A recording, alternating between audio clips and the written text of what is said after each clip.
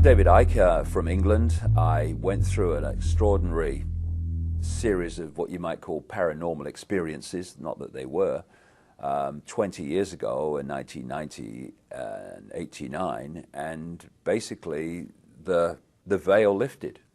And I saw the world in a completely different way. And I started on a journey of research, which has led me over 20 years to a very obvious conclusion that this world is controlled by very, very few people behind the people we think are in power.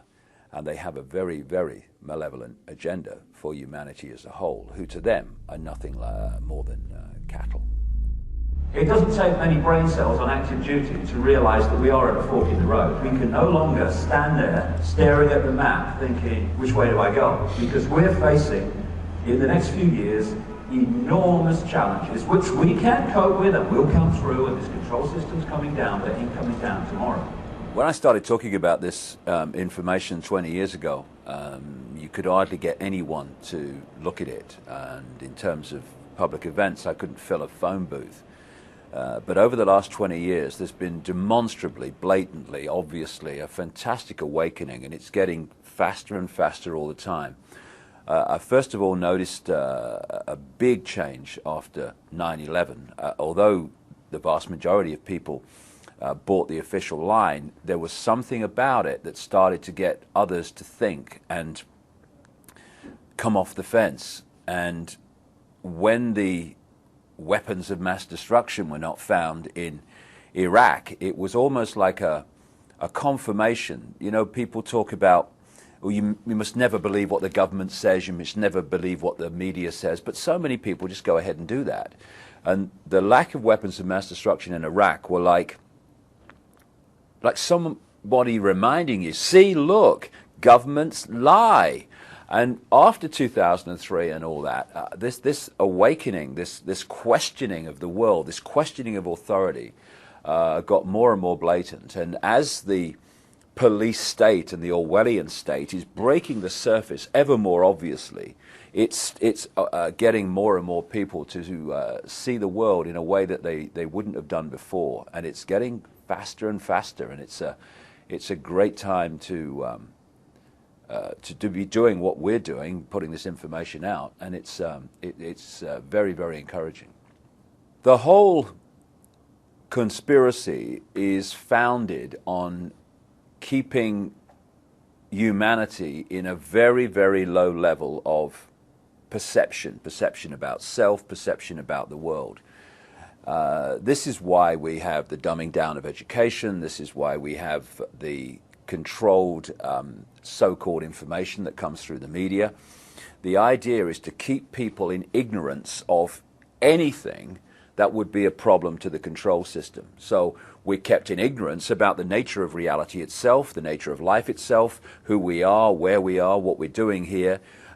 We're kept in ignorance of the true forces that are manipulating behind the people we see in the public arena, like we had 8 years of Bush, who was blatantly just a figurehead signing his name on the legislation, and he's been replaced by Obama, who is another blatant figurehead doing the same, controlled by the same force, ultimately, that controlled Bush. Now, all these connections have to be kept from people so that we behave and perceive the world and everything in the way that suits the control system. So any awakening, any opening of the mind to see things that people didn't see before is a real big problem for the conspiracy, for the manipulators. And what we're seeing now, as more and more people are awakening, is almost a panic-stricken attempt to put the lid on this, to dumb people down. And this is one reason why we're seeing the ever greater drugging of American children, not just American children, but in the wider world too, while we're seeing more and more of these chemical cocktails in food that destabilize the body's chemical balance, and more electromagnetic pollution to destabilize the the body's electromagnetic balance. All of these things fundamentally affect the way people see the world and their ability to think sharply, to think straight, and to see the peripheral vision which you need to see what's actually going on. They want us here. And what an awakening mind does is start to do this. And when you do that, you start to connect dots that you can't actually see here. What we're looking at now is an irresistible force, I would suggest, which is the gathering awakening of humanity coming face to face with what thinks it's the immovable object, the conspiracy, but isn't, as we'll see, although it's going to take some years before that becomes obvious.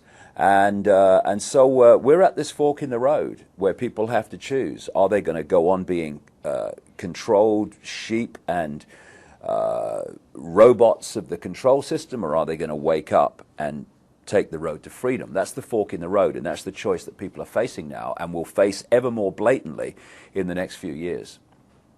When you look at the bloodline families and the control system that they oversee, it seems that they are all powerful. They control the media ownership level and at key positions within it. They control the corporations, the cartels of oil, of pharmaceuticals, etc. They control the forces of law enforcement and the military, ultimately. But one thing they don't control is the numbers.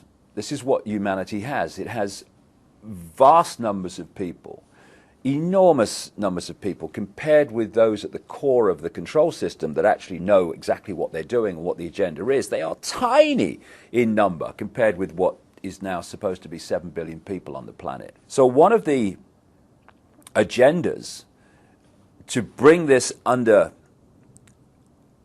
greater control for them is to massively cull the population. They want to reduce the numbers. Now, if you want to remove lots of people, you can do it by injecting stuff into people's arms and they just keel over dead. But if you do that, and of course there is some of that goes on, but if you do that, all the other people lined up are going to say, excuse me, I ain't having whatever they've had. So you do it in a more subtle way, and you target the defense mechanism that everyone has called the immune system. For instance, people don't die of AIDS. They die of AIDS-related disease, which are diseases that the immune system, before it becomes shot, would have defended the body from. So all the time now we're having the immune system targeted, not least among children and young people, by vaccinations, by food additives and drink additives, etc. And if we just think about this, I mean, it's so blatant. If people just take a deep breath and take a step back and look at it with a bit of peripheral vision, we have a situation now, not just in America, but in Britain and the wider world, where between birth and about 2 years of age, we're having children be given 25 and rising different vaccinations and combinations of them, poured in all this these chemical cocktails that destabilize the body, but more important than that, they have to be dealt with by a still developing immune system. So the immune system's still developing, it's still coming up to optimum efficiency, and suddenly this tidal wave of chemical concoctions is thrown at it and has to deal with it. As it's dealing with one, suddenly another one comes. 25 vaccinations over the first 2 years of life. It is, by any level of common sense, it's ludicrous, and it's meant to be ludicrous because it's targeting the immune systems of young children, which, because it's done at a developing time in the immune system, rewires it, destabilizes it, imbalances it for the rest of their lives. Those kids' immune system will never be as efficient as it would have been otherwise. My son, he's now 16, he's never had a vaccination. He's 6'5", incredibly healthy, never had a childhood disease. And his mates at school had childhood diseases. They had the whole blooming lot. And it has been planned for a very, very long time. You can pick up the confirmation of this in different points through history. To have a situation where you manipulate a mass global vaccination program to target the population at one time. We're seeing this now with the swine flu.